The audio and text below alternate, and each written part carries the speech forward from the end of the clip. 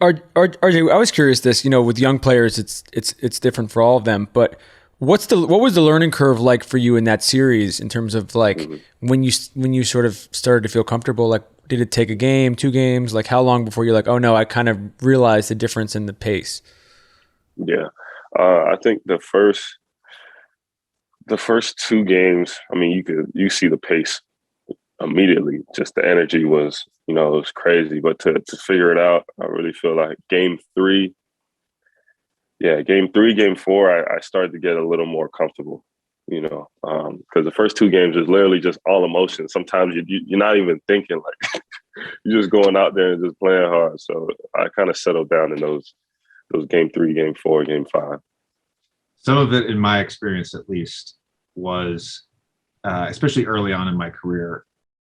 Those if we started to play at the playoffs as the higher seed, there's so much energy from the home crowd that you feel so sped up. And as an NBA player, at some point during the season, it's just a flow. It's a rhythm. Everything feels the same night to night. And you're not thinking, it slows down. And then all of a sudden you get into the playoffs, and that first game's at home. It's a different experience. I always liked playing road playoff games. It felt like I know this sounds crazy. It felt quieter to me.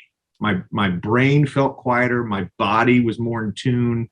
Did you feel that at all last year? I know you mentioned game three. That's a road game in Atlanta. Did you feel that? 100%. Like, man, that first game, like the first two, like the energy in the building was just like off the charts to the point where, like you said, everything, you're so sped up. Like it's harder to think because you have so much adrenaline, like you're so excited. And then on the road games, like whenever a team is like, whenever the opposing fans are like talking trash and you don't really have, it's just you and your team, like it's way easier to think. Like, I don't know. It's kind of like, it's quiet. Like you score, it's quiet. Your teammates make a play, it's quiet. It's like, yeah, like, okay, let's play basketball instead of, I mean, especially in the Garden, man, it was insane. I was gonna ask how quickly after the Knicks fans started rioting after that win, did you realize what was going on? Bro, like after we won game two, like it really felt like, okay, we're just gonna win the series. Like we're gonna win the whole series now because we won game two. Like just the energy in the city, man, it's just, they were in the streets going crazy. Like, yeah, and all that. The fans are nuts. How much in that series were you paying attention to the narrative around Trae, the villain? Because so much was made of that on the broadcasts, in the media the next day, whether you're watching ESPN or on social media.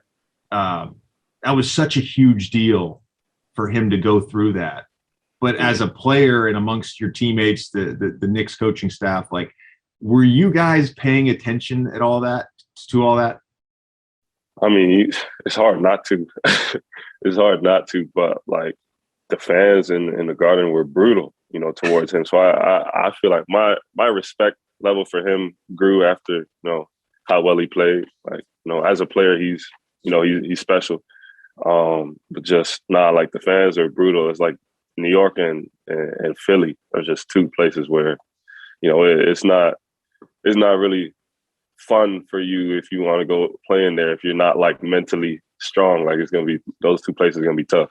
Have you had a Philly experience with the fans? Have you had a bad Philly experience?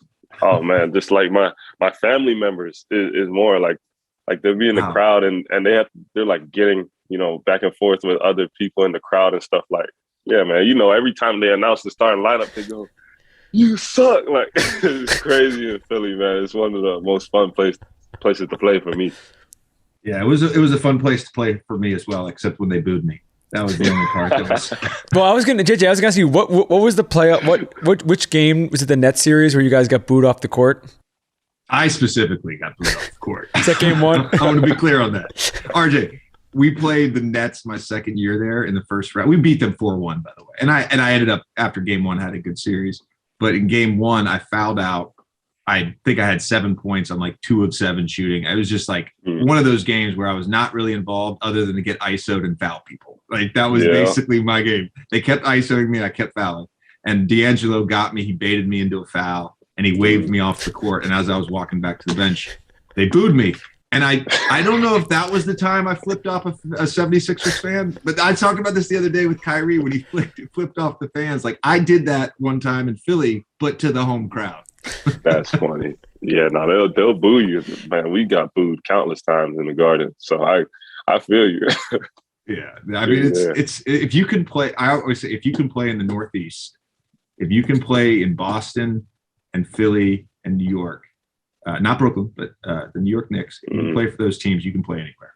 There's nothing like playing for those teams. I have one more question on this, RJ. Before you were drafted, and we're going to get into the draft story and everything like that, did you know this about Knicks fans, about how just fucking crazy they are? Because it really is next level. You can make an argument they're the best fans in all of sports when you look at how dedicated they are versus, what they've been given over the last 25, 30 years. Bro, I really had no clue. I really had no clue. Like, just I'm from Canada, so I don't really there was no way for me to really get that experience. And then all you've ever heard about like the Knicks, all they show on social media is like how bad they were like past couple of years and all that. So then when you get to the city now and you're here and you're playing, I'm like, this is like. It's all over the place. There's Knicks fans everywhere, no matter where you go. Like just the love, and what I found out is just across the world. Like you go anywhere in the world, like we're in Orlando, and it's like a home game. Like, yeah, man. So the fans, it's nuts.